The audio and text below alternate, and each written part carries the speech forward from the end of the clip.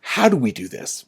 Well, an ePortfolio really has two faces, and we're going to talk about those. You have your presentation portfolio and your working portfolio, and both of these portfolios are part of the one ePortfolio. So you're going to have two sides of this. And so your presentation portfolio, it starts off with it's your digital storytelling, okay?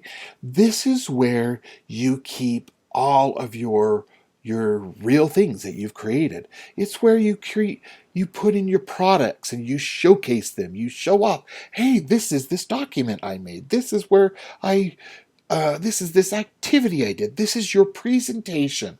It's your show and tell. Then you have your working portfolio. This is where this is the learning side of the ePortfolio. This is where you put your reflections. This is what I learned in class, my class notes. This is the progress I'm making. Oh, maybe are going to be talking about in class notes. Oh, yeah, last week we learned about this online tool. This week we learned about this online tool, and it takes last week's tool. And what if I could use that and do this part with that and then incorporate it into this as it grows, it progresses, okay? This is also where you are going to this is your workspace. This is where everything happens. It's live. It's the living part of it. And this is where, like I said earlier, that it needs to be conversational. It needs to be so that when you read it, it comes back to life for you. And that is that magical part of the ePortfolio of how you interact with it. But remember, you still need to keep it real. It needs to be you. Okay? Next is what? What is the ePortfolio? Well, this is what we want the end product to look like. When you're done with this class, when you're done with the whole endorsement program, we want your ePortfolio to be what it looks, what you have done, all of the products you've done, your class notes, your reflections, all of that. So I'm going to show you some examples of some of these last year's uh, ePortfolio so you can get an idea of what it's going to look like. Now, I do not want to show you these so that you look at them and say, oh, I'm just going to copy that. Oh, no, no, no. No, remember, this is supposed to be yourself. So the first, I'm going to start off with Katie's blog or her ePortfolio. And you can look at this and you can see that um, this one is organized with the menu bar going down the left-hand side. And you can see that she has her vision statement, a little thing about me, and then it goes right into the classes. And on the right side of it, this is where everything is. She has a picture up here, and then she has her vision statement. Next, we have Sierra Eastman's, and hers is a little different design. As you can see, the personality comes across. Her menu bar goes across the top of this picture. She has a welcome with her vision statement below, about me. This part, then she has a tab that has her reflections, blogs, and notes. And this is where I'm going to step in. We've made a change from the previous year's endorsements because of grading. When we're trying to grade these things, we now want this to be separate. Before we said you could put your reflection and your class notes together, we are now requiring them to be separate. You need to have your own blog page and you need to have your own page for notes because too many times teachers or students were typing their class notes and then it turned and morphed into their reflection blog and they never separated it and they turned them both in for the credit and we couldn't see where the class notes and the reflection where one stopped and the other began. So now we're requiring that they'll be separate, or a separate reflection page and a separate class note. You'll also notice that she has a tab here for one of the classes called Professional Growth and Leadership, and then under More, she lists the other classes that she has in there.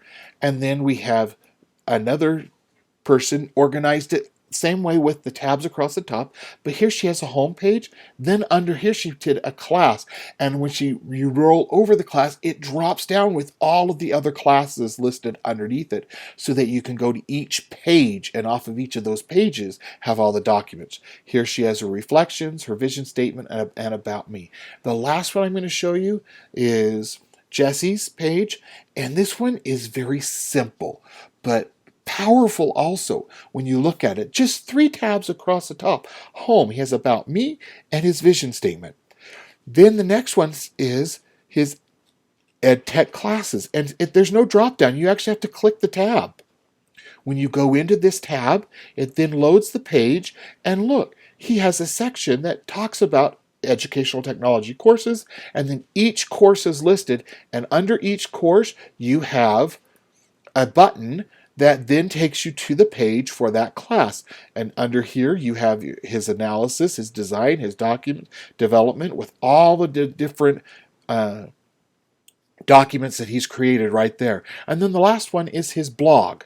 Now understand, you would have to change this because you'd have to have a blog for your reflection, and then you would also have to have class notes. But you could easily incorporate just having the blog as your reflection, and then under the each class have another thing that says class notes where you're typing your notes. Now notice when you do a blog, it's like a traditional blog. Notice here's his January, all the blog entries in January, February, March, April, May, June, July, all the way through the whole year. And so they archive after they go off the page, like a traditional blog does. And so this is the way we want you to create your portfolio. Each class needs to have its own page. And so you can see here where he created a page, and then each page each class has its own page. Or if you come back over to like Trisha's, she just has a class list here, and then each one of these is a link to the page. However you want to do it, but each class needs to have its own page. Then, like I said, reflections and class notes need to be separated. We need to clearly see what are class notes and which ones are the reflections that answer the question in the Canvas page notes. And then the last thing is just remember, this is the living document. This ePortfolio will be graded at the end of each class, and then at the end of the year in December, we will have an assignment in the very last class that is your ePortfolio assignment, where you will be turning your whole ePortfolio in, and we have a checklist that we will go through, and we will make sure that these things from the first class are visible and we can easily find them. The second class, these things are visible and easily. So you need to make sure as you are organizing this ePortfolio, you don't take things off as the year goes by.